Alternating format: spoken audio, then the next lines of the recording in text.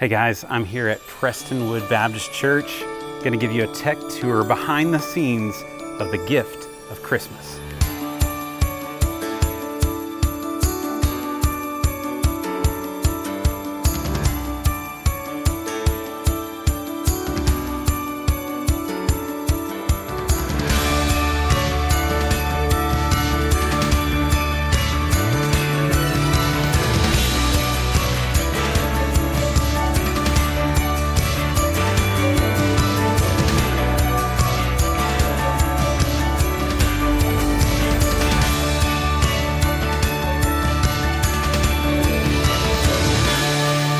Okay guys, man, you are in for a treat. I'm here with Brian. Brian, introduce yourself to everybody on the channel. Yeah, hey everybody, I'm Brian Bailey. I'm the Director of Media here at Prestonwood Baptist Church in Plano, Texas. Man, I'm excited for Brian and his whole team to be able to share kind of behind the scenes of the gift of Christmas. And there's so much technically that goes into a production like this. Yeah. But I thought it would probably be wise before we dive into all the nitty-gritty details to really just kind of let you share the heart behind the production and why you guys go all out for something like this. Well, we do go all out, and I'm excited for everybody to get to see kind of the really nerdy technical stuff of what we do because it's amazing. Sometimes people do things just because they can or because it's cool. And one of the things that I love about what we do at Prestonwood, and whether it's the gift of Christmas or whether it's our regular Sunday services, we do things with purpose. And what I love about the gift of Christmas is the goal of it is to reach people for Christ. The goal of it is to make sure that as many people as possible hear the good news of the gospel. And we're able to do it in a unique way because of the resources that we have and the longevity of the run of the show. But the heart behind it all is that people hear the gospel. Yeah. And so for a show like this, there's people that are coming into this room that would not come into this room on a Sunday morning. They wouldn't come to church to come to a church service, but they're happy to come with a friend who bought them a ticket, or they're happy to come to see an amazing Christmas show so that their kids can get to see Santa or whatever. So we have a unique ability to get people in this building who otherwise wouldn't be here. And so that's a huge part of the goal of what we do. Yeah, and this show's been going for how many years now? 35 to 40 years. Yeah. I mean, I was in it when I was in elementary school. There we go. You know, so Do we have any footage of that? I seriously doubt it. Oh man. Almost definitely not. Let's see if we can pull some from the archives. No, the archives, they've all been burned. Yeah, it's a really sad story. All right, well, let's dive into everything, like the audio, video, lighting. There's tons of stuff to dive into. All right. We've got it all. It's fun. Let's go. Awesome.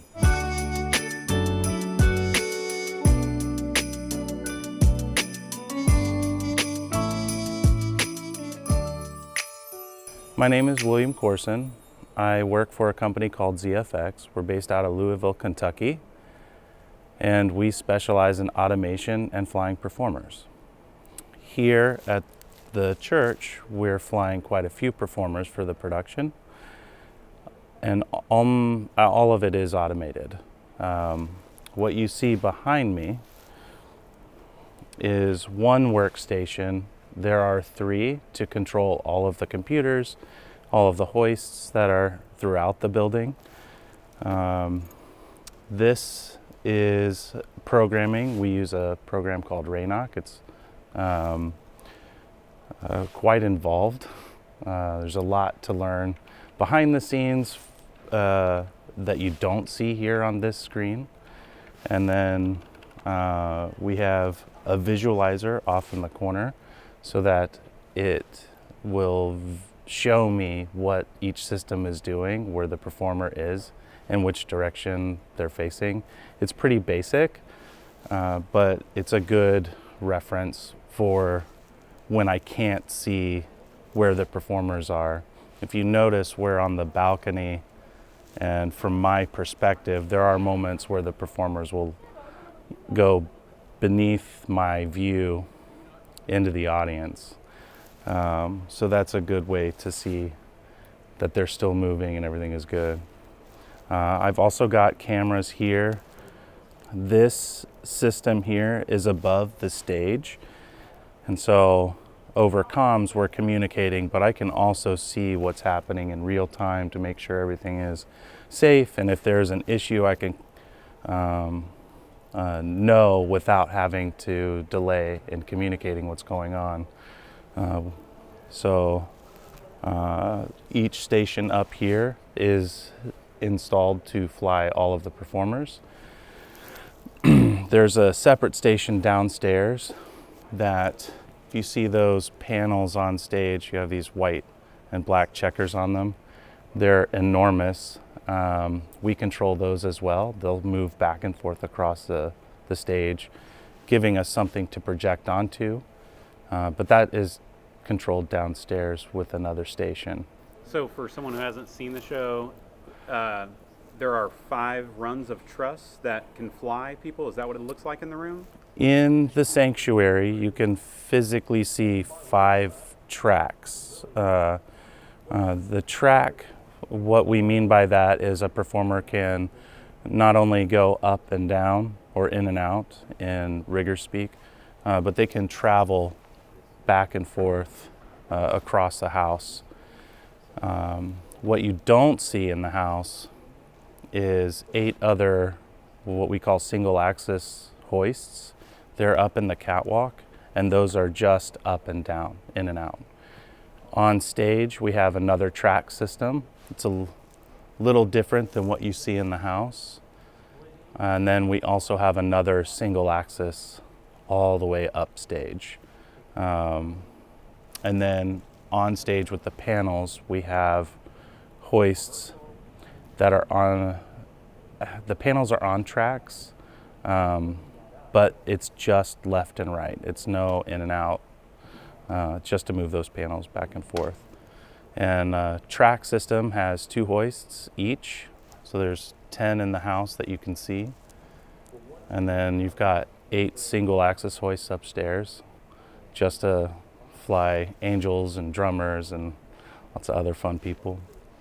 And then there are, I think, 7 on stage for the panels, and then 2 for the track on stage, and then 1 more all the way up stage. So we've got motors everywhere that are designed and built by us.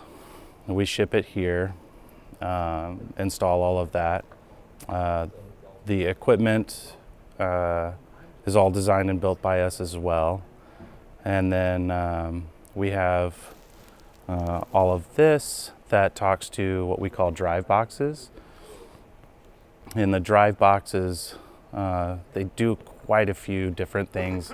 It's not I don't know that there's a simple way for me to explain it, but it's sort of the middleman between what our Raynox software wants the motor to do. So it sort of translates information from the software so that the hoist can move appropriately.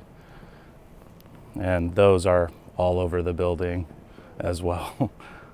Well, it's very interesting. Yeah. And it looks seamless once it's done. So Yeah. Great job. Yeah. Thank you, sir.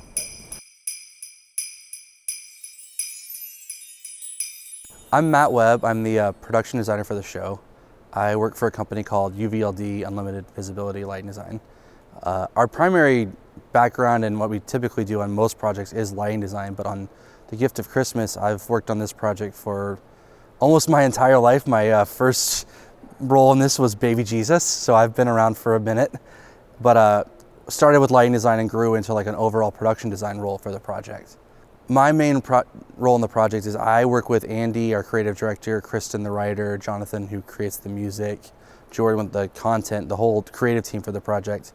And we first work together to create what the show is and what we're trying to do with each segment of the project. And then I work to take those production ideas and turn them into a real live actual sandbox of what we can do. So screens design, stage design, the big picture of the lighting design, working with our SFX team for pyro, lasers, whatever that might be, to make that a cohesive environment that we can start piecing a show together with. So our stage is built out over our first section of seating that would be here on a normal Sunday morning. So we remove I think it's about 12 rows of pews from this whole front area and then build out from there. So where you see that kind of the back of the orchestra pit is close to where the normal front of Prestonwood stage is week to week.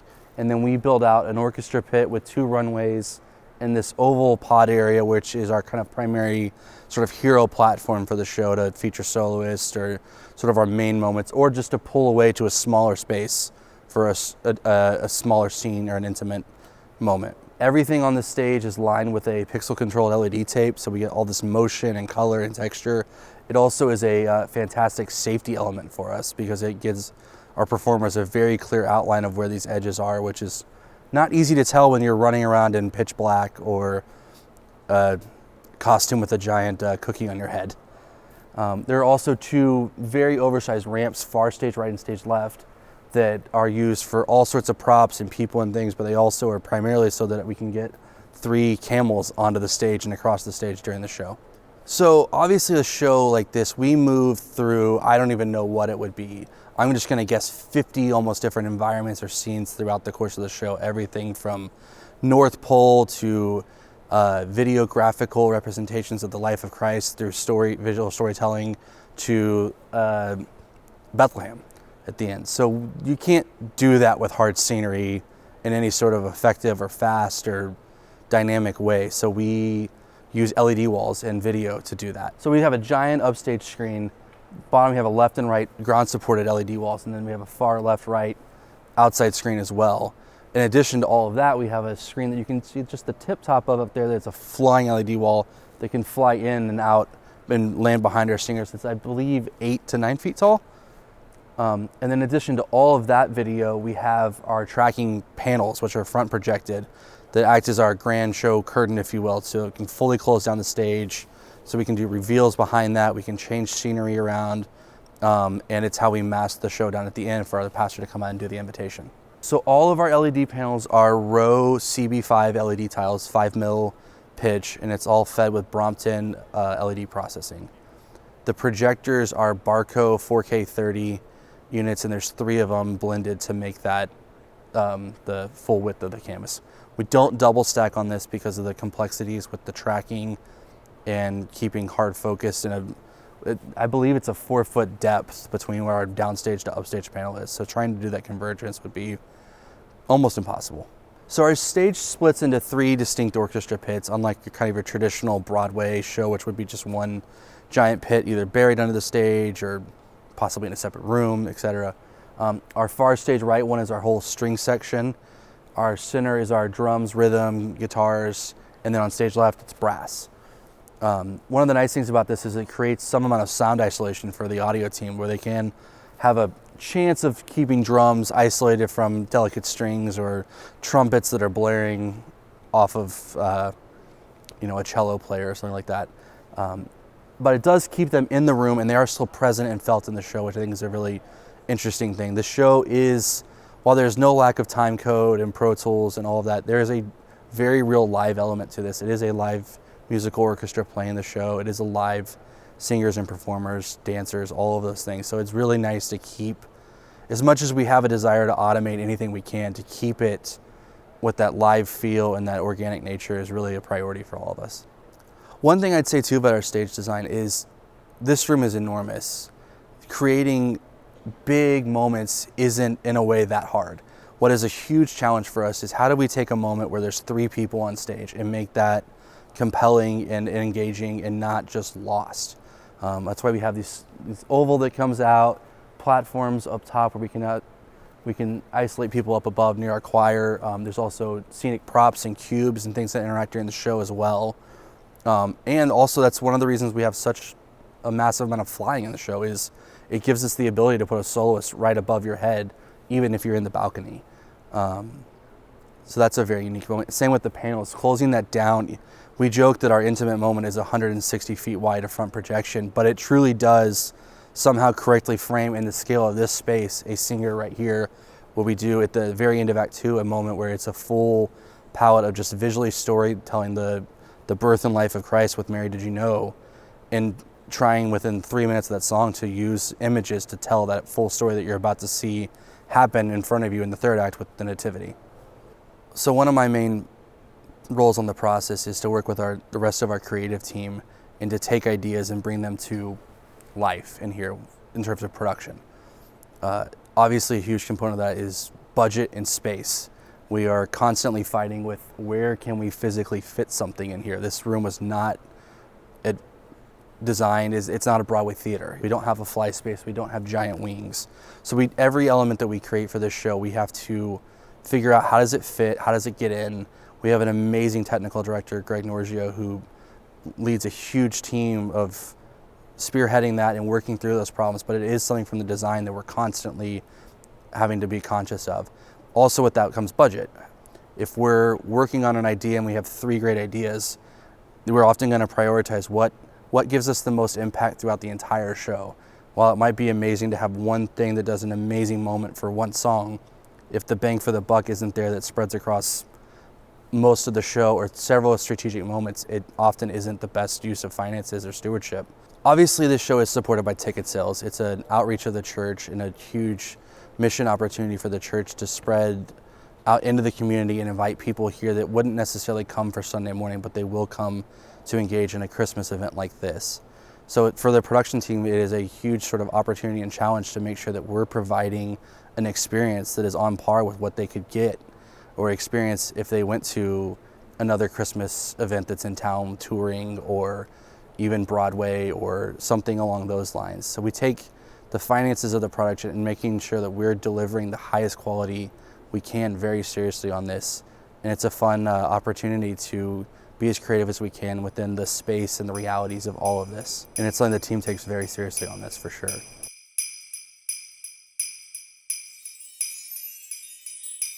Okay, so because I may or may not be kind of a control freak, one of the things I enjoy doing for the Gift of Christmas is calling the show as the stage manager. And so I'm out here at front of house, I'm out in the room simply because I think it's important to have a feel for what's going on in the space. When the show is being called, it's important to have just that awareness of like timing and that sort of thing. Now that being said, the entire show is completely locked into time code. 99 point something% of the show is based on time code. So I'm using time code monitor to get a time code readout that comes, it's initialized at in the pit from the MD. So we're getting that analog up here. I've got my little Scarlet there, converting it into what I need. And so I'm reading time code here, just like every other position is in the show. So I spend most of my time counting backwards. That's what I do for the show. Almost all of the cues are called based on a time code readout, not necessarily on an event that happens. As you will hear from some of the other folks, whether it's lighting, audio, automation, pyro, lasers, you name it, everything is based off of time code. So some of my cues are just reminders, or it's letting everybody know this is happening. A lot of my cues are actually being taken on my go. So all of the automation that happens, the panels moving, flying things that happen, those are happening when I say go. So there's a lot of weight and pressure for that.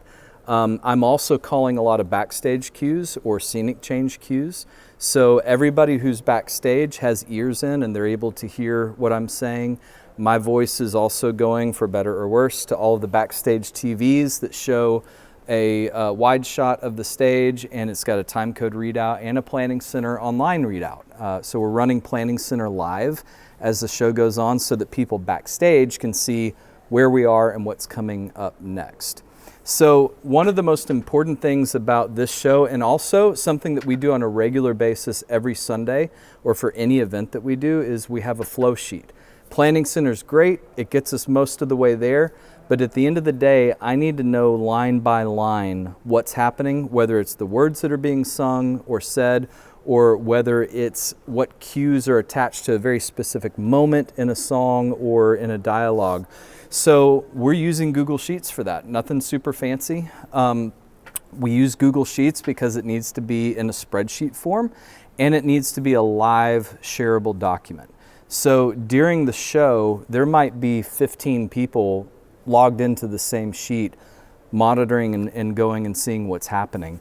We have columns for everything. So in the Google Sheet, We have notes, just general notes. We have a time code column where we can put in, this is when this thing happens. We've got the lyrics for all the music, plus any dialogue that's spoken. We have scene numbers so that we can quickly communicate in a rehearsal or anywhere else, what scene number something's happening.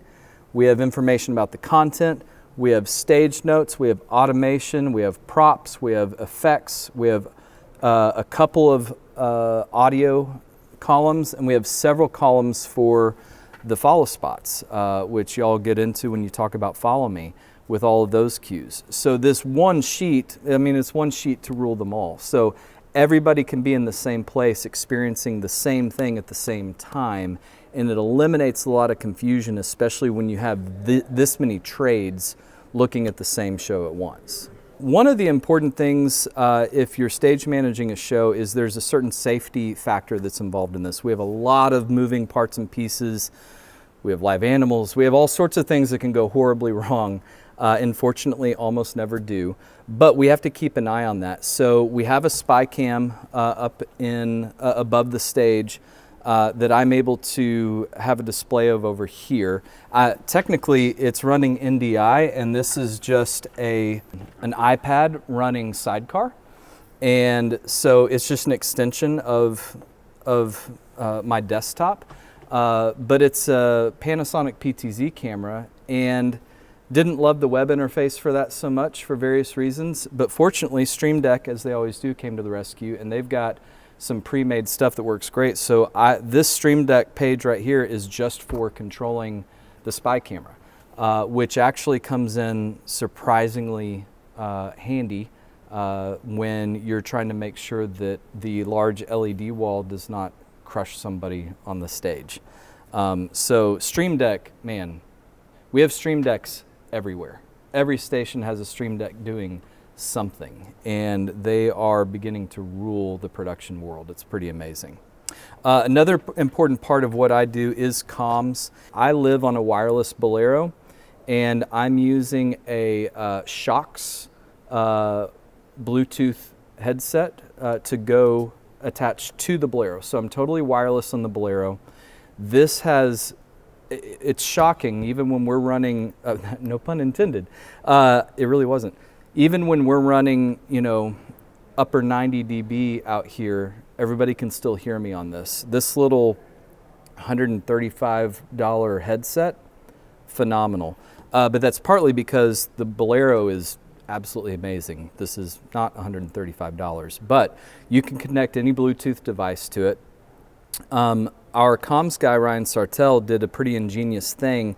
I can keep this on my belt, but I also have a desktop Riedel set up here. The DSP was at 2312. He has slaved this to my belt pack, or vice versa. So when I sit down, I just leave my belt pack on my belt and I start pushing buttons here, and it's connected to that.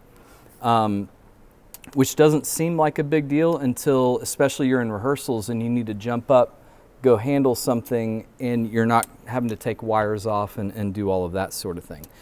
On the Bolero, I'm talking to the general production channel, which most people can hear on. I'm talking to the deck channel, where backstage crew and people who are backstage on the TVs can hear. I'm able to talk directly to the ZFX folks who are doing all the flying and automation. I have a couple of other buttons where I can talk directly to people, but I'm also able to talk directly to the MD in the pit. I've got a camera locked off on the MD, so he and I can have a conversation. I can see his reactions and what he's doing, which is pretty important in these moments. And I also have a Voice of God button on here, because sometimes you just have to let people know what's going on, and that's the deal.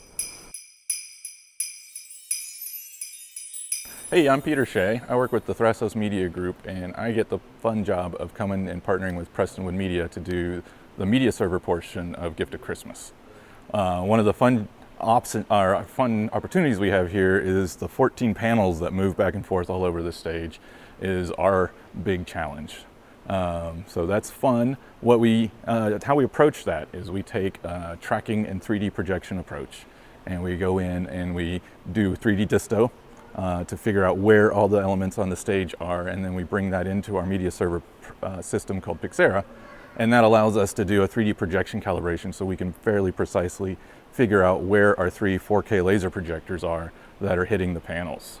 And with that information, then we can tell Pixera, hey, these 14 panels are here as they move across the stage, and Pixera is able to take that and warp them and move them and blend them between the 3 projectors, all automatically and all in real time. The way we find out where the panels are in the show is we use some encoder data that we get off of all of the panel motors, and we've run that through the program called Stage Precision, and Stage Precision is able to translate one left to right axis and take that and go, okay, I know where that is in 3D space. It's 20 meters over here and it's moving at this speed, and it can do that with all of the panels all at once.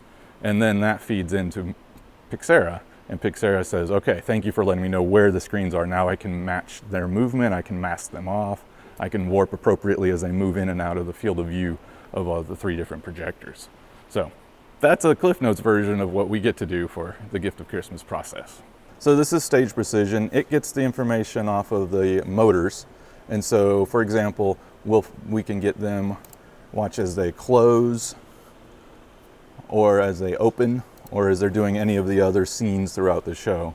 And so this is translating encoder data off of the motors that's just numbers and ticks going by into a 3D space. And so we're able to translate and understand where the panels are in depth, where they are left to right, and then that information moves over to Pixera, all in real time. For the nerds out there, what kind of data, how is it getting data? We have a pair of fidgets that are getting analog data right off of the motor drivers. And so we get it in the form of ticks. And so, for example, one of the panels, when it moves all the way to the center, is over 125,000 ticks. And then Stage Precision translates that into meters that I can actually use in Pixera, because I don't know what to do with that many ticks in Pixera. So it's the ticks aren't feet or inches specifically, but that's what Stage Precision is doing the translation. We can tell it, hey, when you get it from the bottom tick to the highest tick, I want you to rearrange that from negative 27 meters to 14 meters or whatever it is. And unfortunately, we get to use meters, but that's because both of these programs are written by Europeans and they work better in that. They can do feet, but they just think easier in meters. All right, and what's happening over here? So, server? Yep, so this is our media server. We run Pixera 2, and so it is able to run a shared session. We use the shared multi-user session as a main and a backup in case one of them fails. We have, back in the engineering room, we've got a full set of main and backup servers. So for GOC, if we were ever to have a failure, we have a live hot backup that we can flip over to immediately and be able to not interrupt the show. But when we get panel movement, for example, if we get a close motion, you'll see the screens move, and so Pixera is getting that data live and then knows how to warp for that between the projector outputs. So let's show something that's here. This is one of the opening scenes. So when the show opens at the very beginning of the first number, that's an example of how we're tracking all of that, and now it knows, okay, this screen went from projector 2 all the way over to projector 1, and now it's hiding behind this, and the same on the other side. So is that still just one long video file in that normal aspect ratio, and Pixera is doing all the masking? It depends. Or are they building that like in After Effects and making it different aspect ratios or something? It depends on the show. For most of the show, it's one piece of content that's just really wide. For some parts of the show, the only content they really need, because the panels are full open, is the content guy will just give me one for the end panels. And so I have different setups for depending on which part of the show we're in. In prior iterations of the show, we would have several pieces for moments in between. But now, for the most part, it's either full panels all the way across or the individual end panels. And is all that happening on timecode? I saw you pushed a button on your Stream Deck to fire it manually. But I can fire a couple of presets just for my testing, but when we get everyone together and automation is here, it's all live data for the motion. The visuals are all driven by timecode from the music station on stage. And so we're all in sync, lighting, video, pyro, lasers, everybody's listening to timecode to know when to do what.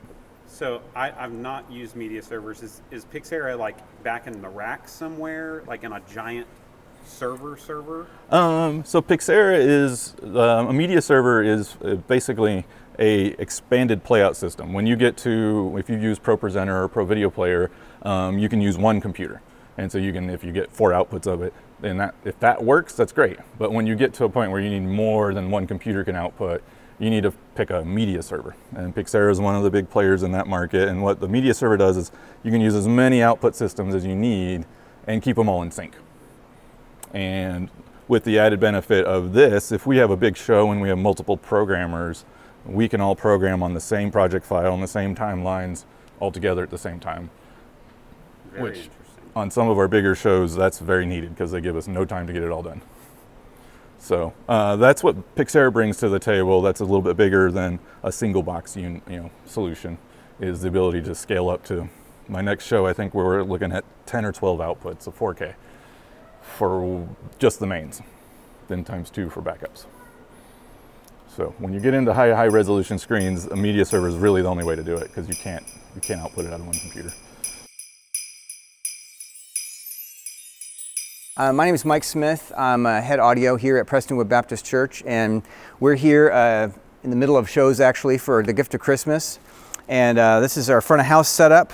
We're on Digico SD7 Quantums. We've got one here at front of house. We have one at monitors. We have one downstairs in broadcast. We don't have a broadcast mix for the Gift of Christmas. It stays in-house, but we do track it to Pro Tools. We record every show. The PA, we are on D&B Soundscape, so we're in immersive audio. We've got XSL line arrays and a mixture of other types of boxes. But anyway, yeah, so we've got an immersive audio rig with 5 side effects, surround speakers, if you will. Everything's on a curved truss, so it's high and wide. And we've tried to make the best use of the immersive audio thing for GOC. For a Sunday, we try to make it more additive so that it's like if you turned it off, you wouldn't necessarily notice that it was gone. But during GOC, we kind of pull out all the stops, but with intentionality. So all of that immersive audio mixing technically is actually happening out of the tracks rigs. We have 32 channels of tracks, Pro Tools tracks coming off the rig. And then we have dedicated sound effects buses that are parked to objects in the rig. And then depending on the moment with timecode, I can snapshot recall where all those objects are. And then that sends audio to those objects. We were trying to figure out, when we first started doing this, we had all these great ideas, but trying to figure out, okay, that sounds really cool in my head, but how are we actually going to do this? So then it became just a matter of experimenting. And the way that we landed was we have 7, technically 8, but we're only using 7 dedicated special effects tracks out of the Pro Tools rig. I have 7 dedicated objects in the rig for those, so they're pass-through. And then as we go throughout the show, like I said, timecode will trigger in software and move objects around so that the audio just passes straight to those things, so that I'm not really controlling any of the surround, if you will, any of the immersive stuff from the desk. I'm not using the onboard integration at all. I'm doing it all in the computer. I'm timecode automating all of our snapshots. So I've got like 215 or so snapshots that are all automated by timecode. And that's routing through different buses, that's faders, that's on off, different sound, just emphasis on every snapshot's got something different about it. It would be next to impossible to do all this stuff manually if I didn't have that. I've got Waves here, Waves Super Rack. This is engine A, engine B. All of my vocal plug-in chains are the same. So I'm using mustard processing on the channel strip, and then it hits a real basic plug-in chain. There's a primary source expander, a de-esser, an F6, and then kind of a finalizing CLA 2A compressor, just mastering compression at the very end. So that's every vocal on on the cast is in that chain. Obviously, settings vary depending on the singer actor. Choir is a big part of the show. Do you have any tricks of the trade for miking a choir, getting better vocals out of, game before feedback kind of thing in this situation? Yes. So we used to have choir flex on our choir, and it was really great, and I'm still a fan of it. When we added Soundscape, though, Soundscape is doing some of the similar types of things that choir flex is doing. So it was weird doing choir flex with Soundscape. It started getting really phasey and weird. So we're just using the choir. We've got them on Soundscape. They're positioned kind of upstage, sort of where they are. I have 8 Sheps mics, 4 stands, 2 mics per stand, and the choir's never sounded better. I mean, so the Soundscape processing does all the stuff that QuireFlex does, but even more so with the localization. Obviously in a stereo rig, you're limited to just the 2 places. And with this, we've actually got 4 objects dedicated to choir, so there's 2 mics per object, and we've got them spanned out pretty wide. So the choir sounds really great. What kind of special effects are you utilizing for the spatial audio stuff in the show? Like, if I was sitting out here, would it be like an angel coming by me or something? Like, what would I be hearing? Yeah. So again, it kind of varies, but we have there's angels' voices that are out here. We're using OnSpace, which is D&B's room emulation software. So we have OnSpace turned on for the orchestra, which makes it more like a cinematic feel, to where it brings the sound of the orchestra sort of out into the room. In Act 3, which is the Living Nativity, we have a couple moments where we're really able to take advantage of localization, in that we have Gabriel flies in from stage left, and he's singing down to Joseph on stage. So his vocal track is following him over here. So it just sounds like it's coming from where he is. And then there's another moment in the show where the choir comes in from the back of the room, and so the choir tracks are only in the back, and then I manually bring them up in the front and basically do a crossfade, so it sounds like the choir is moving forward. So those are 2 pretty obvious places where hopefully it's not super obvious. I mean, it's obvious because it's not like something you're used to hearing, but it's all coming from where you see things happening. So, the localization of it is supposed to feel natural. It's just that we're not used to it, and so it's jarring, but in a really cool way. Talk to me about what's happening over here. Okay, well, this is the overview screen for the console. The SD7s have got 2 engines, and so there are 2 external monitor outputs. If I were to have a failure on engine A and auto switch to B, I could switch over here onto B and keep going. Nearly everything going into the PA is a bus, with the exception of these right here, which are matrices. Those are my toms. But yeah, this gives me overview. This shows me that timecode is, so I've got timecode that comes into my console. I have a direct analog out of my console that hits the MIF, which spits it out as MIDI timecode, and then goes back into the desk and goes over into Soundscape. So this shows me basically that I'm getting timecode in, I'm getting timecode out, and I've got another reader over here that shows me there. So if I ever see it not working in one of those spots, and I know that there's a problem somewhere. This is just Reaper, and honestly, mainly I'm multi-track recording every show. Eventually I'll go back and erase over them, but it helps me if I have something I need to go back and tweak later on. I've got the most recent show. Again, I don't keep it forever. I'll probably end up keeping like the last show or 2 from this year for next year as a reference. I have a Stream Deck here. My A2 can control all of this stuff from here. We really don't use, we have 1 song that we use as our closer song after the band finishes, so that's just running through Apple Music. But basically my A2 position is my ears on comm, because I can't be on comm during the show. So they're the bridge between production and audio, and they can communicate stuff to me that the team is saying backstage, and vice versa. So we had an issue the other night, and it was something I did wrong, and I communicated that to my A2, and then he was able to pass that on to the production team, so they knew that everything was fine. There was just stupid human error. So, as far as SPL, how are you measuring that? What are you shooting for the concert? The high moments in the show, like the loudest moments, there's a drummer boy song, which is loud just because there's a dozen drummers playing drums in the room, so it's just stupid loud. But like the loudest songs in the show are typically hitting 97, 98, somewhere in there. But most of the time it's hovering right around 90-ish, right in there. And that's DBA. DBA, yeah. Yep. So the beautiful thing about soundscape is because you have so much sonic landscape to put things, that you can create space for stuff so that you can run it louder, but it doesn't necessarily feel louder. So this is the first year. We had soundscape last year, but it was brand new to us, so we were trying to figure all this stuff out. But this is the first year that I've mixed this where my ears aren't ringing after the show. Just because, again, like we've figured out a lot of things over the last year, where to place things to where we can open up space for things that are more important in the center, and then or emphasize things by moving them out into the room that we're kind of getting lost in the mire of stuff that's happening on the stage. But again, you have to be careful with that, because if it's got a rhythmic element to it, depending on the moment, it can be weird because it can add a delay to it, and it can make things sound out of time. But I feel like we've got a pretty good balance of things.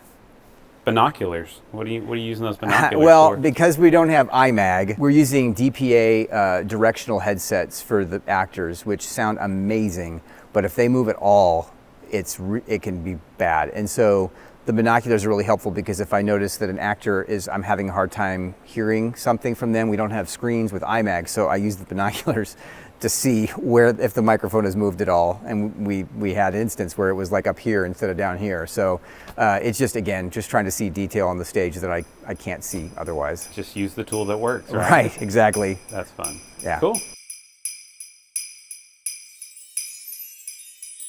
So my name's Justin Anthony. I'm the monitor engineer here at Prestonwood. And so my job is to make sure that everybody on stage can hear properly and hear what they need to hear when they need to hear it, and maybe more importantly, not hear what they don't need to hear when they don't need to hear it. So we have the band and singers, and everybody is using in-ear monitors, and so they can hear right into their ear canals what they need to hear, whether it's their vocal or a click track or anything like that. And so I mix that for them, make sure they can hear. We also have wedges and choir monitors on stage so the choir can hear and hear their parts and make sure that they're singing in pitch and everything like that. So we're using a Digico SD7 Quantum here for mixing the monitors, but we also use a really awesome technology called Clang. And so we have some Clang processors down here and a software up here, and then all the people in the rhythm section and the orchestra, they have these boxes right here, so they can literally just plug in their headphones and they've got control of everything they need to hear right here. And so I'm not having to take care of every single person on stage. I just make sure that the signal gets here, and boom, they can click on the drums and they can turn up the drums. They can hit click track and turn up the click track, and it makes my life a whole lot easier. So yeah, that's some of what we're doing. But yeah, basically my main job is make sure everybody on stage can hear. So how many channels do they get through Clang? Yeah, so Clang can do up to 128, I believe, inputs. And then on each of these boxes, we mix that down to 24. So we kind of customize to each person, give the drummer the best 24 channels that he needs to hear, and the guitar player the 24 channels that he needs to hear, et cetera, et cetera. So each Clang box can have a separate 24. Exactly. Yeah, so literally I can choose, and I can also group things together too. So I can take, the drummer's going to get all these drum channels, but then he can just group it to just one fader of drums. So all he has to do is turn drums up or down or whatever he needs. So it's totally customizable to every single box and every single user, which is really great. Yeah. I can show you kind of up here a little window. And so basically you have this, if this is an overhead bird's eye view of your head, I can literally take any channel and I can drag it around and I can put it anywhere in 3D space behind me. I can put it out in front of me, out here. I can put it right in the middle of my head. And I can also do that different elevations. So I can put it up above my head or down below. And Clang just uses some crazy techniques of EQing and delay and things like that to trick your ears into thinking that what you're hearing is in front of you, even though you only have two, in-ears in your head. So it's really, really great. It kind of gives you that, like, I'm in the middle of everything feel, but also another thing I've learned is it actually reduces ear fatigue.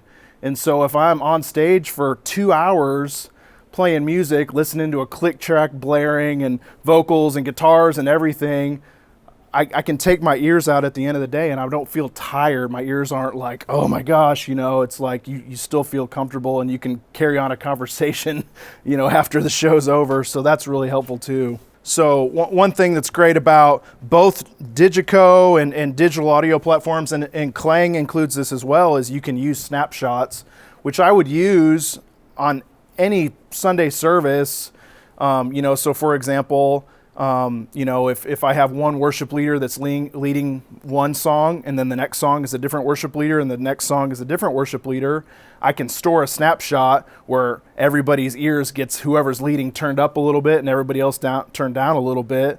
But in a show like Gift of Christmas, where there's so many moving parts, people coming on stage, people leaving stage, different people singing different parts, different dialogues coming in from all sorts of different sources. If you were to scroll through on my page, I'm running well over 100 snapshots here, that's literally turning on and off mics when they need to turn on and off, and turning up and down different sources as they come on and need to be more prevalent. And so it really makes, again, that makes my job so much easier. I can do all the work ahead of time, store the snapshot, and then when it's showtime, boom, we just run through, and I don't have to think about, okay, who's coming up next? Okay, I got to mute this person, unmute that person, etc. It's all just stored right here in the console. Are you manually going through those snapshots? Yeah, so we are time coding for Gift of Christmas. So I'm literally sitting here and just watching it go, and if the numbers stop on time code, then I got to jump in. But I only have 2 manual cues in the whole show that I actually have to hit the next button because time code isn't going at that exact moment of the show. But otherwise, time code's taking care of everything. Yeah, you do all the work beforehand. That's right, all the work ahead of time. Now on a normal Sunday morning, I'm going to run those snapshots myself. It's not a big deal too. Okay, we finished this song, we're going into the next song, hit next. But for a show like Gift of Christmas, where it's moving so fast and everything, time code is a game changer. I'm Will Schaefer. I am the engineer in charge here at Prestonwood Baptist Church. And the way that I tell people what I do is my job is to get signals from point A to point B in good shape. What the end user uses them for is up to them. My job is just simply to get it there and make sure it still works when it gets there. With that, one of my big responsibilities and one of the things that I absolutely love talking about is intercom. So here at the monitor desk, we've got a comm panel traditionally located off to his left with the normal handheld that you would expect on an audio guy's comm. What you'll notice that is missing is there's not a comm flasher here. That's because we've been able to do something really unique and really cool with our comm system, and that is to tie it in through 4-wire interface into the audio console directly. So I've got a line in and a line out of the audio console, so that our monitor engineer can have that into his in-ear mix over the top of whatever he's listening to. He then chooses what he wants to listen to on the comm panel. Typically during the show it's only audio. That way he's got the fewest interruptions to what his primary job is. But if somebody on the audio team says, hey, somebody's mic is messing up, what do you see from where you're at? He can hear and respond quickly. The other thing with that is he's always got a talkback mic, which I don't know where your talkback mic is. Here it is. We've got macros built into the desk that allow us to activate that talkback mic directly to the comms only, and not to anybody's in-ears on stage. So he can have a conversation over comm using nothing but his desk, taking that comms and meeting the engineer where he's at. And it's something that took us a while to get right. There was quite a bit of tinkering, but it has been a game changer for our monitor engineer to just be able to integrate comms into his normal workflow and just meet him where he's at. So this is where all of our wireless mics and in-ears and everything live during the week, and this is where during Gift of Christmas, all of the cast members and singers and everybody, they come back here to get mic'd up for the show, get their in-ears in and all of that. So as you can see, we've got a whole lot going on. So every single character, every person in the show has their own box with their mic and their ears and their IEM pack. Everything's ready to go for them. So prior to the show, everybody comes back here. We hand them their mic, we hand them their in-ears, we make sure that they're mic'd up, ready to go, and then we do a quick mic check with them, make sure that front of house can hear, make sure monitors can hear, make sure, more importantly, they can hear themselves in their ears before the show starts, so that we know when curtain drops, we're good to go. So we've got wireless mics and stuff like crazy right here. We also have camera shot, we can see the stage, see what's going on. We have up here wireless workbench from Shure, so we can see every single microphone, make sure we've got RF signal, make sure we've got audio signal, check battery levels, all that. So during the show, after everybody's been mic'd up, we still have a team back here monitoring everything, making sure that everything looks clean and wireless. And then to keep it all organized, we have spreadsheets like crazy that we're using that shows every single cast member, what mic they're on, what wireless in-ear pack they're on, and we even will have check boxes, so when they come and get mic'd up, we check it, and that way we know, like, all right, this person got their mic, they were good, we tested it, everything's working prior to the show. And we can even make notes on if we had any issues or anything during the show. We can make note of that and fix it for the next show. So lots of organization, a whole lot going on, and it's literally 3 different people during Gift of Christmas, during the show, back here, monitoring everything, micing people up, making sure everything's good to go, managing all this wireless. During the show, I can't interrupt monitors or front of house to check somebody's microphone. I have Reaper running Dante Virtual Sound Card connected to the Dante output of the wireless that's also going out to front of house and monitors. So back here, I can, on the built-in speakers, just turn up and do a sound check for anybody. If we have a problem with the microphone, they can come back here in between places they pop out on stage. We can check that position, check the cable without bothering anybody out in the house to be able to work on it. And it truly was a game changer. We started with an X32 with a Dante card, and the user interface was a little bit clunky and limited channels because we run 40 channels of wireless for the show. And being able to manage that on a 32 channel console is a little bit hard.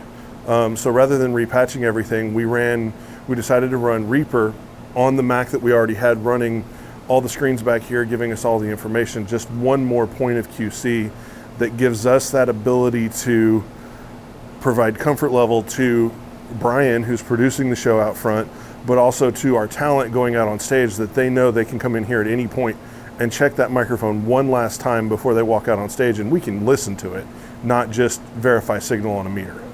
On the battery chargers that are over here in this rack, I've got the ability to come and get a status on every single battery that's in every single one of the chargers. But more than just that, like this one has an error. I can double click on it, pop up, and it's gonna say check, it's gonna show me check charger. I can see battery health for each of the batteries. I can see the cycle count for each of the batteries, so I know roughly when we need to start replacing it. And I can also see temperature. If I have a battery that's getting warm, it gives me an indicator that, hey, something's wrong, let's pull that battery out of circulation so that we can check on it later. This health meter is a really useful tool, and the cycle count. If we're getting above 80 to 90 cycles, we start looking at replacing a battery. So back here, we're in the rack room that is stage right. So we have a small set of racks stuff that needs to live close to the stage. All of our IEMs, all of our wireless microphone receivers, because of the limitations of copper antenna cables, need to be located close. We needed somewhere that we could keep them cool and climate controlled. So we have a room isolated here that has all 40 channels that we're using for the show, as well as the spectrum manager, the antenna combiners, and then network switching, because we are running Dante as the primary and as a redundant for each of the wireless. I've got 2 orange boxes in the system running Dante primary, Dante secondary into both of them, as well as we have an analog tie over to an SD rack because we truly have to be a zero fail scenario for Pastor's wireless microphone. But when you're producing weekly for TV, there has to be a little bit different level of workflow. So there are the 16 channels of IEMs with their antenna distribution. We've actually got an extra antenna distributor and a splitter that we're running 8 of those into for our staff members that go over to their offices that are across the hall. I'm running their IEM mix to a separate antenna that's pointed at their office. So they can go sit in their office and still hear what's going on their IEM pack from their office, which for a show like Gift of Christmas is very helpful for them to know, hey, my next time out on stage is coming up, to help them get out there. The other thing that's in this rack is all of the monitor amps for the stage. So the other thing that we have in this rack other than battery chargers is the comm panel for our wireless crew. On a show this size, comms is vitally important, being able to talk to who we need to talk to, when we need to talk to, where we need to talk to them. Back here, it's a traditional wired comm headset, push to talk. Other places around the building, we've got a lot of people on wireless belt packs. We've got it directly integrated with the monitor desk, integrated with the front of house console to meet those engineers where they're at, to be able for our monitor engineer to be able to listen to comm over his in-ears while he's still listening to a mix, being able to push a button and talk back using his talkback into the comm system, allows for these guys instant access to him on stage, as well as front of house, as well as our A2. At the heart of it all, our comms engineer sits here. He is also our RF coordinator, so he is strategically located right next to all of the guys doing the wireless mics, as well as everybody who's needing comms help. He's right there at his control station, just a button press away from anybody on their comm pack. Hey, Ryan, I need help. One of the things that, as an engineer, I love is how responsive the comm system is, but also how much information I can gain just by quick looking at a couple of screens. On here, I can look and see, right now I've got 5 of my 41 belt packs for the show, wireless belt packs for the show, turned on. A lot of our people use these. Anybody who's not going to be in a specific position around the building, where they will stay for the entire show, is going to be on a wireless belt pack. That gives us clear communication. I've got 6 channels that I can put on there, and I can put whatever I want, whether it be party line or point to point. For me personally, I'm listening to the production, the audio production party line, the audio party line, our automation party line, our spot operation party line, and then I've got a couple of direct lines to our comms engineer, as well as our director. And that's just my personal standpoint. We've got a lot of folks who have comm panels of various different sizes. This is one of the biggest that we have that gives us 32 keys that can be any of those party lines or direct feeds. In here, I can also very quickly go look at the different antennas. So I can see we've got 13 antennas turned on the show right now. That is covering every bit of the building from outside where the animals are housed, through the atrium, through all of backstage, through all of the house, even up into our children's space where the children who are part of the show are housed during the show, over into the student ministry building where the students who are part of the show are during the show, so that their adult people that are wrangling them can know where we're at in the show and be able to talk back and forth with those that need. The ease of programming on this, all I have to do is grab anybody's pack and then grab something else. So if I wanted to listen to front of house audio here, drag and drop, and now it's going to be up there, and I'm also going to see the front of house audio pop up below me, just to give me quick and easy access to programming anything that I want in there, as well as more of the advanced features. So one of the other things that we rely on around, especially backstage, is a dedicated backstage feed. We have a camera that year-round sits on the balcony. This is something that we have for church, not just for the show, but we rely on it very heavily for the show. That is a window of what's going on in the room, but below that, we're reliant on actually 2 separate windows of planning center lower third countdowns, and then a really cool piece of software that is a time code monitor. So because the show is so time code driven, even the backstage crew knows their cues to time code. So I'm giving them a place to view that time code in the backstage, to view where we're at and the countdown on the current element for how long that has left. That is piped all of the backstage places, all of our worship offices, including into our pastor's office, so that he knows when it's time for him to come out to give the invitation at the end of the night.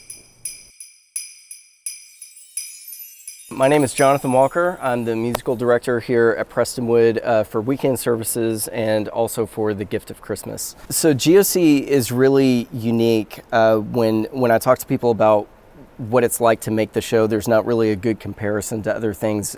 I think the closest is if you were making a record, a Broadway show, and a movie all at the same time. That's basically what GOC is, because there are places where the narration is first and foremost, and we're underscoring things, and then there's definitely musical moments. But there's all these components that when we get together as a creative team, I'm not doing anything in a vacuum of what I want to do musically. I've got to be sensitive to what the visual scale is of the moment. I've got to be sensitive to, if we're bringing a singer on stage, that they need a 30-second transition for something to hide them and get them on stage. And then, so there's a real conversation that happens between the musical creation of the show and then the actual output of the show in the room. So what's really cool though is that we're creating it for that intent. So it's all the effort that is required to make a record is what we go through. So we go to Nashville for some things, for some of the orchestral recordings, some of the rhythm section things we do here.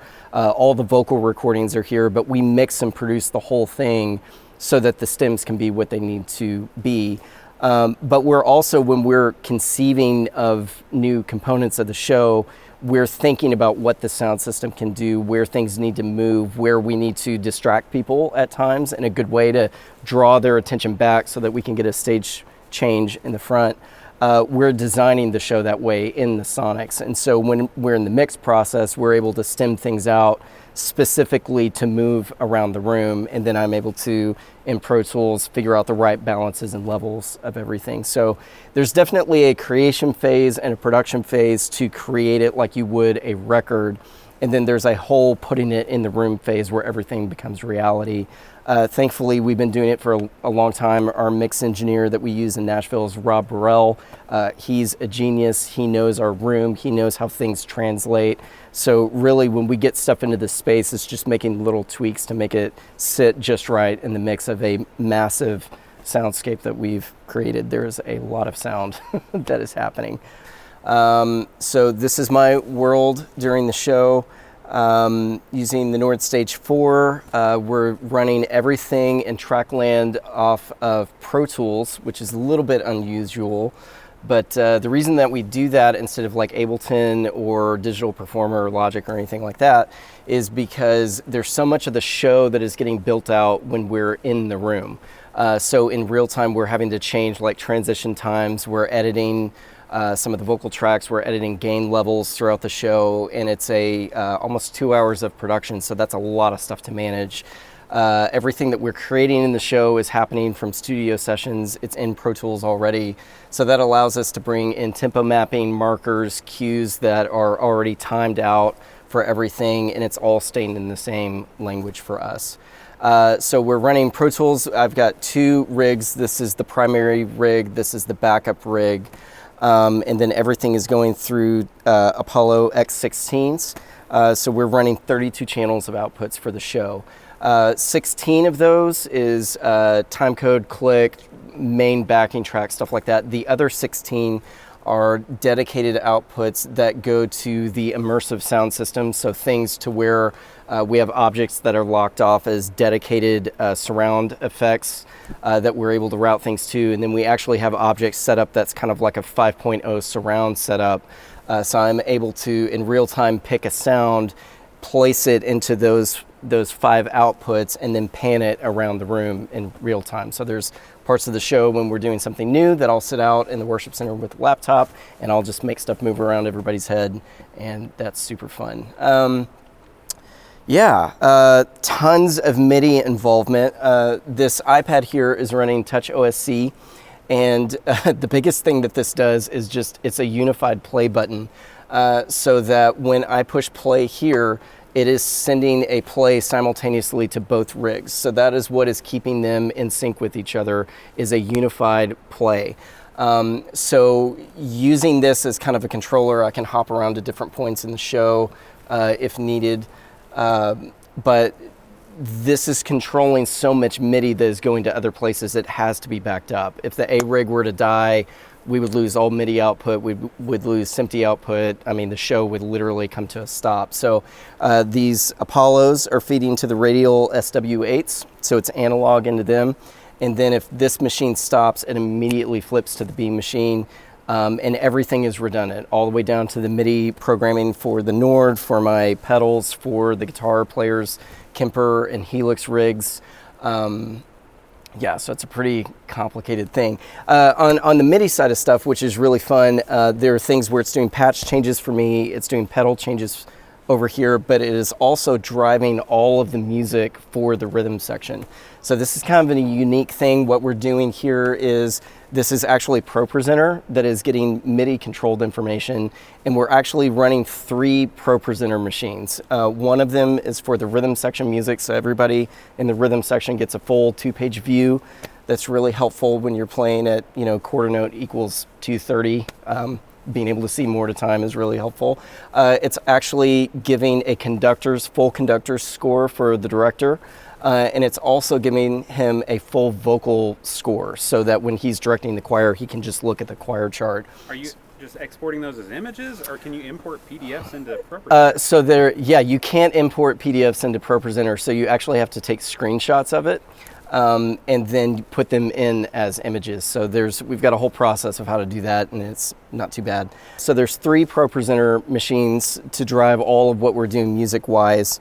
Can you control those slides with your pedals or anything, or is that all? That's all coming from Pro Tools. So there is a MIDI. So like you can see it here. Like if I hit Brilliance and Darkness, which is the second song in Act 2, and I hit play, it's going to put it right here at the underscore for that, and it's going to page everything. So whenever we set the show up, we go in and put MIDI, basically a next page command for that, but for all 3 machines. And the real beauty of it is that all of the MIDI is redundant. So if the A rig goes down, I've got a little mute button here that automatically unmutes the MIDI for the B rig, and then everything keeps flowing exactly as it should, which did happen to us a couple of years ago. Last year, actually, a computer just turned itself off, and we didn't miss a beat, and I got the computer restarted and everything kept going. So, yeah. What are you using these other 2 keyboards behind you for? These are, so this is all kind of my keys rig. So this part of the rig I use on a Sunday morning regularly, which we normally just do like 16 channels of audio there and all the pedals and stuff. So I'm running, the Nord is my main piano sound, and then the Nord is going through all this stuff. So it's actually hitting a timeline, a Big Sky. The Big Sky MX is actually tucked back there, and a Cloudburst. So the piano is going straight through that path for all those things. That's all being controlled by the Morningstar MC8, just so I've got a great unified place to do all that. And then there is a Mac Mini that is running Ableton that is ingesting all my pad sounds. So that's coming from this Triton rack. It's coming from Omnisphere within Ableton. It's ingesting pad sounds from the Kronos. And then this is actually here because for weekend services, I'll play B3 and stuff like that. And so it's just kind of available. Different points in the show, I'll do like synth stuff over here. So it's all just available. But the great thing is that for the show, everything is MIDI programmed. So I'm never recalling pedal presets. It's just doing its thing, and I can just be a player and not have to overthink it too much. So, yeah. It's a sweet setup. Yeah. This rig here is actually running sound effects. So this is just another instance of Ableton. And so I have a sound effect on and off here thing in Touch OSC. So when we get to that point in the show, I can hit that, it cues the sound effect, it goes in the room, and that allows us to have some audio that is cued, but it's not tied to time. And so there's dialogue there, we can hit it whenever the dialogue comes up.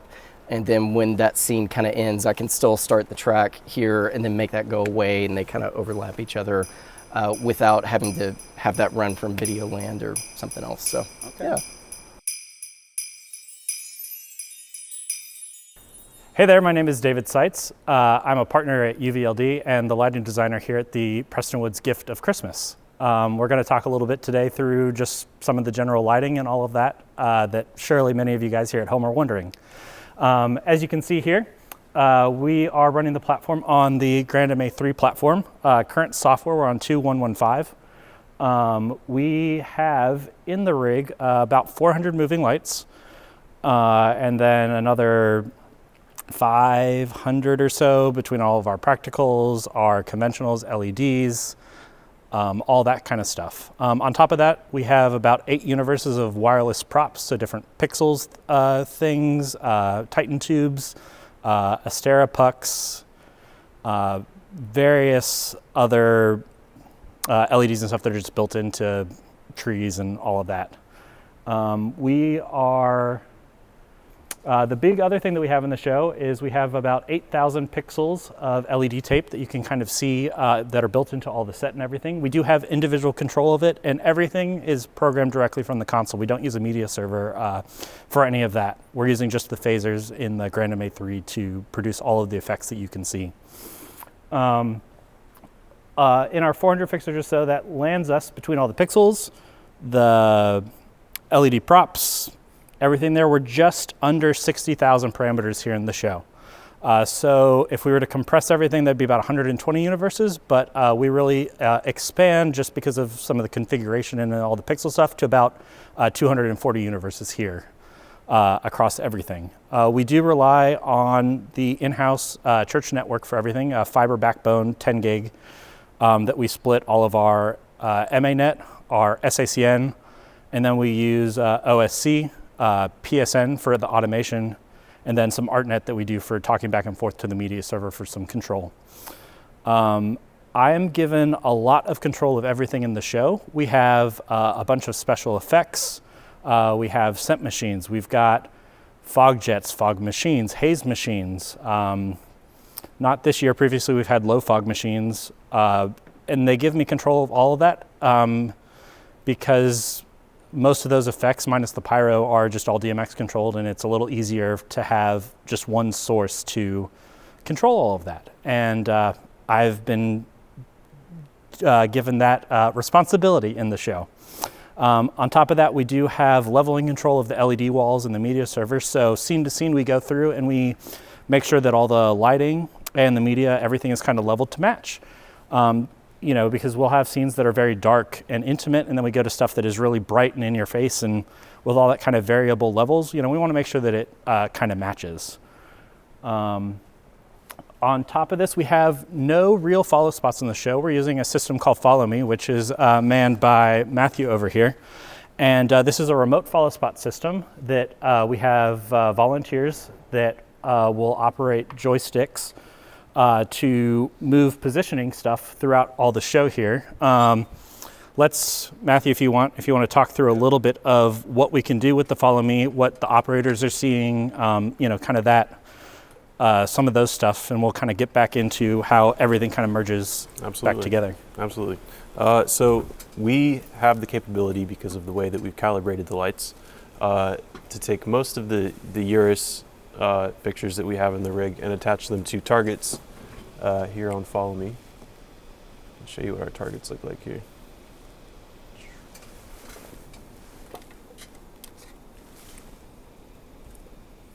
So as you can see, I've got target 1 here up on the screen. I'm going to grab some follow spots here. This is Ayrton Urus. Highlight spot 1. So as you can see, we had some lights just pull up to that target there. And as I move the target around the screen, all the lights are going to follow it. So we have 4 targets in the system that we can assign any number of lights to, and it makes spotting people and boxes and animals fairly easy. Yeah. We can do We can attach front light to it. We can attach backlight, side light, really anything that David wants to do, we can throw into these targets in the show. This does give us a lot of flexibility from a design point, as Matthew was saying. So many years ago, before we got into the Follow Me and some of the automation tracking, which we'll speak to here in a little bit, we had actual manned follow spots, Super Trooper 3000s, M2s, we had, at one point, there were 12 real follow spots that took up many seats here in the worship center.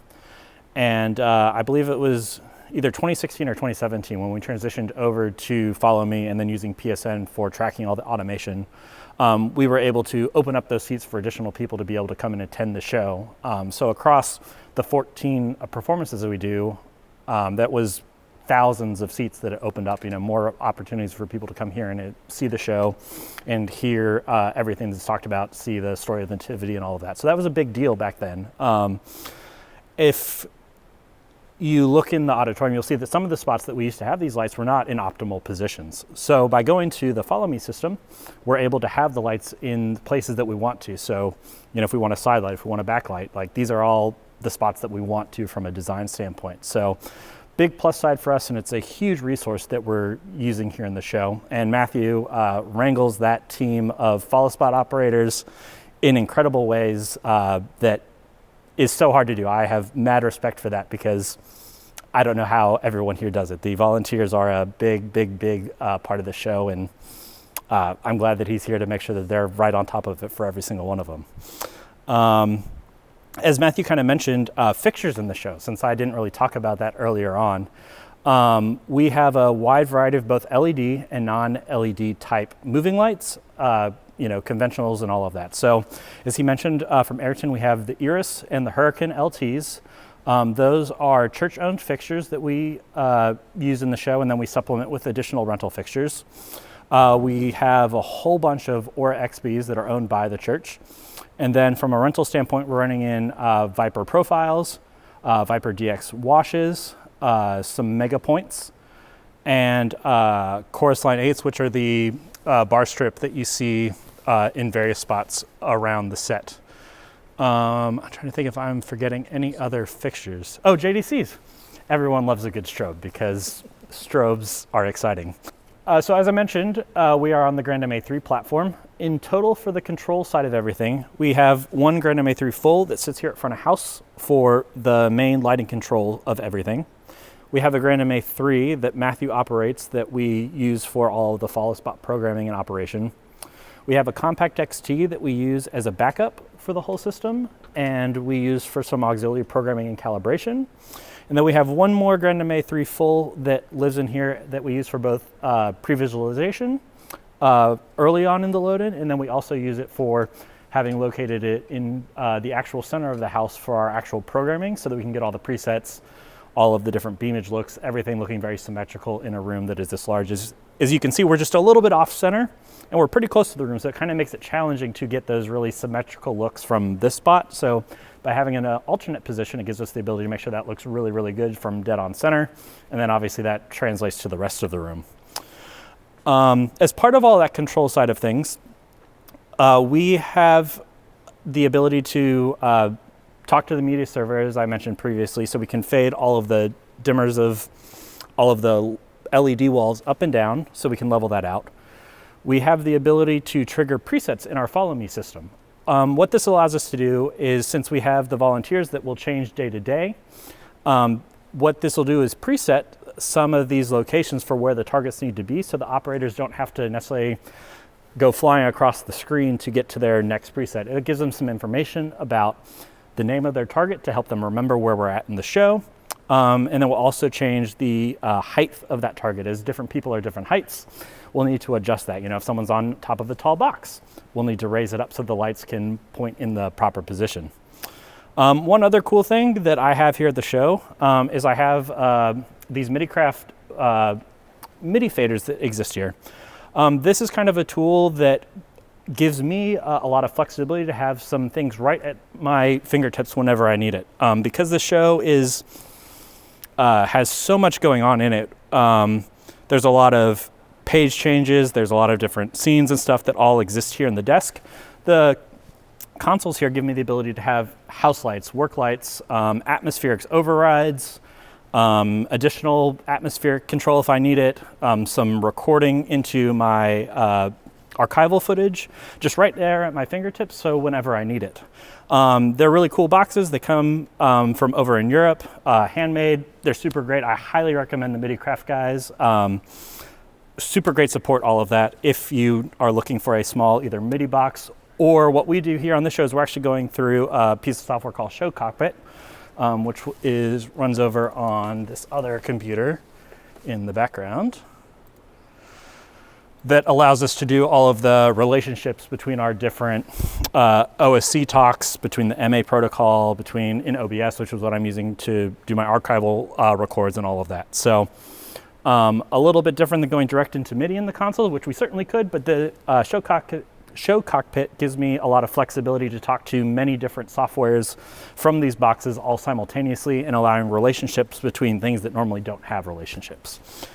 So very, very cool from the show control side of all of this. In the show, we do use timecode extensively that does get generated from the orchestra. So we sync to that for pretty much 100% of the show there. We have just under 4,800 lighting cues that exist in the 2-hour show here. And out of that, there's about 30 or so manual calls that our stage manager, Brian Bailey, will call, that will have manual things that exist. These are going to be things like dialogue scenes that aren't synced to any sort of orchestra underscoring. And we have a lot of animals in the show. So when we start getting to things like the Nativity, where there's people coming down with, camels and zebras and things that don't necessarily work as consistently day to day, we have to have some flexibility in that programming to allow for the different timings of those elements of the show. So we do those by having cues that are not synced to timecode 100%. But most of the show, I'm sitting here just making sure that timecode is actually rolling, that we're not seeing any inconsistencies in what we're coming through there, making sure that no lights have gone haywire, because in a rig of hundreds and hundreds and hundreds of lights, there's probably going to be a light or two that are going to do something and act up a little bit day to day. So kind of stay proactive on top of that, and work through any of those challenges that may arise during the show, any systems that may go down or something like that. As I mentioned, I do archival recordings of all of the rehearsals, all of the shows that, because sometimes something will go a little awry, whether it's from maybe how a timecode thing was either interpreted, maybe someone did something different from a blocking standpoint, or early on in those rehearsal things, I need some way to be able to go back and look and see what actually happened, because we get a very limited time frame with most of the performers in this show.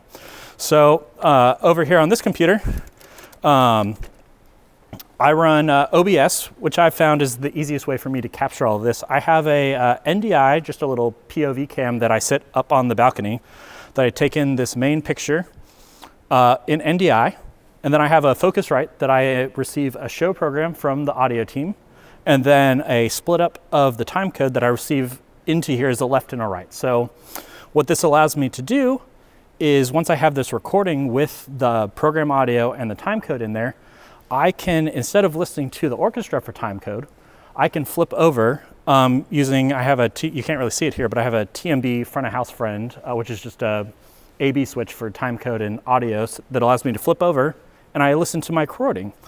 And it gives me the show audio so I can hear what's going on, and then time code so I can go and play back and figure out exactly where in the show something might have happened.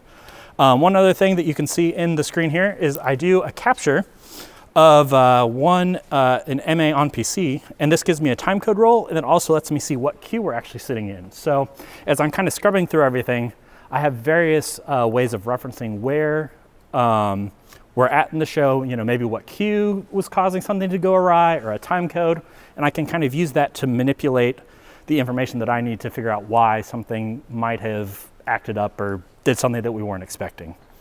Yep. So in the show, we use a platform called Depends R3 to pre-visualize all of the programming in the show. We typically will start either the first or the second week of November, changing over the worship center from the load-in from the normal day-to-day Sunday look with all of their trusses, lights, fixtures, everything, to what you see here in the actual show. Because we have such a limited time frame of actual gear in the space, we use the pre-visualization platform to allow us to program virtually. So while they are working on loading in everything, we can sit with the console with virtual lights and program everything. We can see everything from all of our special effects, all the LED tape in the scenery, and have all of that ready to go. So last year, when I converted everything from the MA2 to MA3, I sat for 2 weeks before we even started here on site, building everything from scratch. As you can imagine, programming, upwards of 5,000 cues takes some amount of time, and I sat for about 2 weeks sitting in our visualization platform here and programmed everything to what you see today, which means that we're relying on tons and tons of presets that we're updating over the course of the rehearsals and the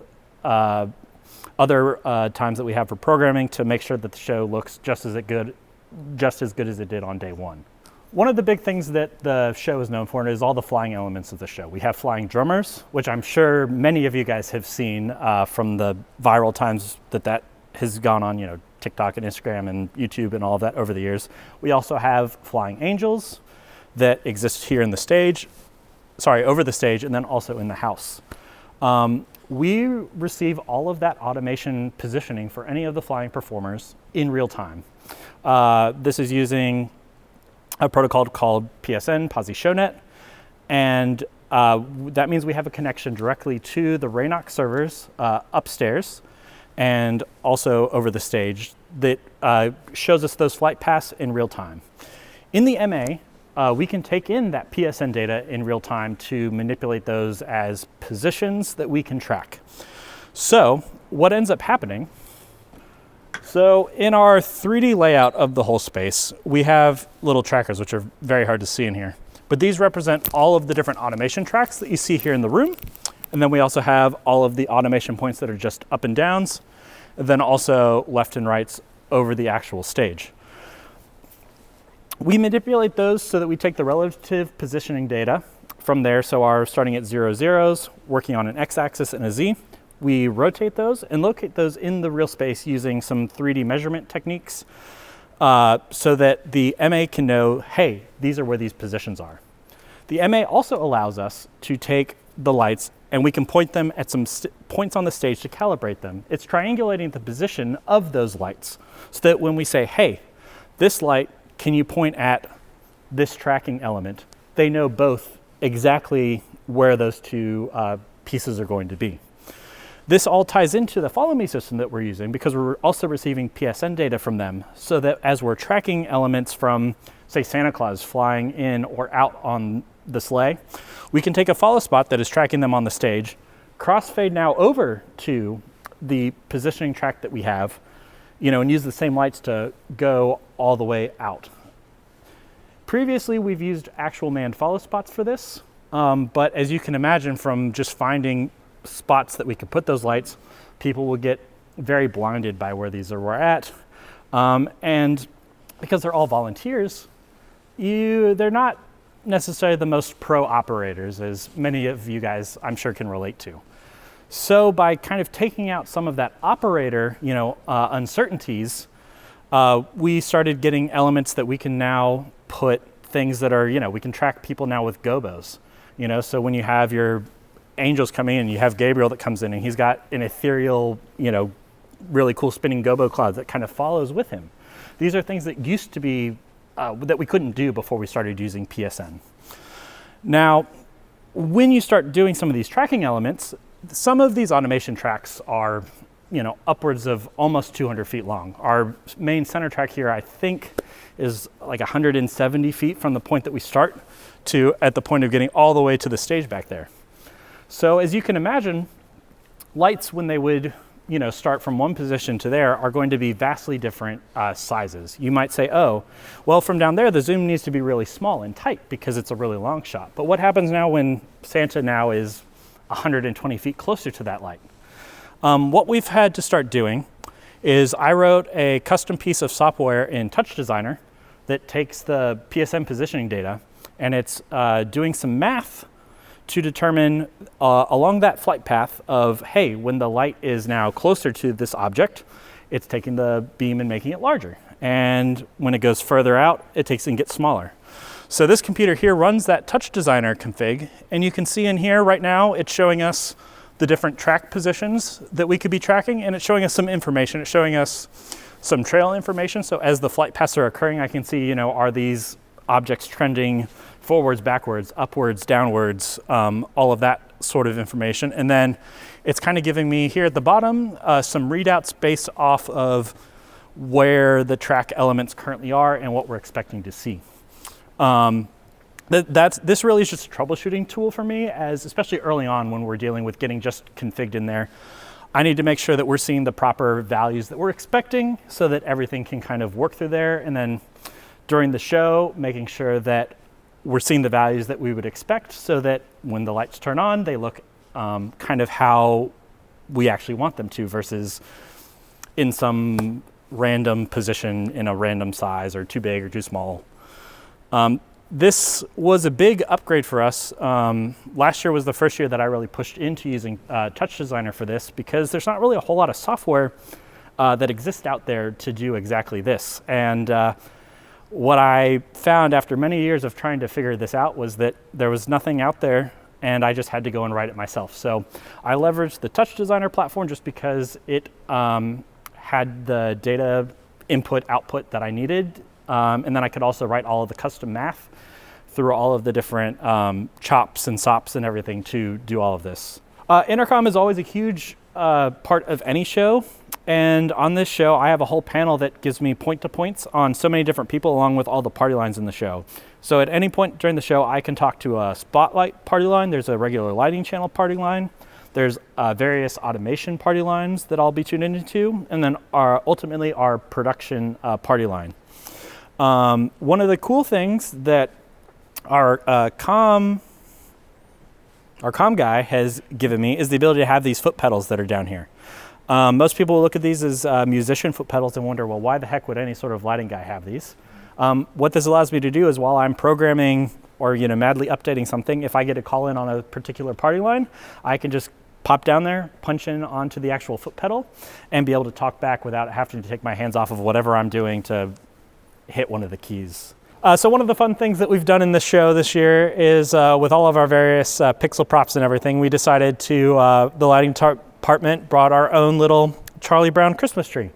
We had various people from other departments and anyone that wanted to bring little ornaments and all of that, but kind of a fun fact if you come to the show is watch the tree in Act 1 and it will dance and party along with all of the light cues in Act 1. And sort of a secret little insider thing at the end, towards the end of Act 2, when we have the baby cry, there's one little LED that turns on just as part of the baby cry. So fun little lighting adds to the show that not many people realize, but is our own little fun way to celebrate the holidays. Well, Brian, thanks so much to you and your team for showing us behind the scenes of everything. You guys are doing an amazing job Thanks, here. man. What would you say to the guy or the gal who's made it to the end of this video? Good job. So hit the like button if you've made it to the end. What would you say to that person who's maybe serving in their local church, just trying to do the best they can with the technology that they have in their setting? Yeah, I've had the blessing and the privilege of working at some large churches. That's just what God has had for me. And I hate for people to look at what I do or what we do here at Prestonwood and assume, well, that's just, you have to have money to do all of this, you have to have a ton of people, you have to, it's just large scale thing. What I hope that people are able to take from this or anything else that we do at Prestonwood is it's all scalable. So what I hope you take from this is not necessarily we should have this big of a sound system and this many moving lights for our Christmas show, but it's more about the mentality of how do we think about what we do technically, and not just technically, but from an excellence standpoint. Yeah. I believe strongly, and I believe that I can back it up with a lot of scripture, that we are called to do what we do with excellence. And excellence has nothing to do with how many lights you have. It has to do with how well you use what you have, how well you plan for it, what's in your heart when you're making these decisions. Because all of this that you've seen in this tech tour means nothing if the only reason we're doing this is just to show off and have some fun. Amen. And that's what I hope people are able to take away from this. Don't look at this and be despondent of, well, I'm never going to be at a church that big, or we're never going to have enough money to do that. Maybe you won't, but that's not the point of this. The point is, what can you find within the realm, within the sphere of influence that God has given you? What can you chase after? What are the things that you can look at and say, you know what? We could do this a little bit better or a little bit different to be more impactful, more effective, more efficient, whatever it may be. So take all these things that you've seen from my amazing team who are incredible at what they do, take those things and scale it to what makes sense for you. Don't try and be us. We're doing what we do because this is what God has called us to do. Take this as an inspiration to figure out, what has God called you and your church to be when it comes to a production mindset, and how do we need to form that into something that is going to allow our church to do what God has called us to do?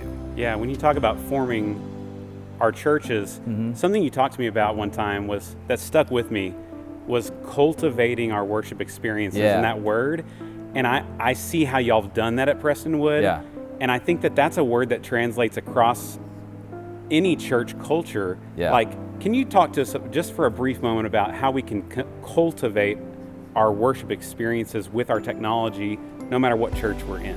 Well, one of the things that we talk about on the worship and media team here at Prestonwood is that we want to, as you said, cultivate an experience that inspires a Christ encounter. And one of the things that we have to be careful with is people who create. We like to create things, whether it's videos or an environment or whatever, is we can't create those experiences. In the same way that we can't force somebody to come to know Christ as their Savior, what do? We set the table for it. We give them everything that we know to give them, to say, here, this is what's been presented to you.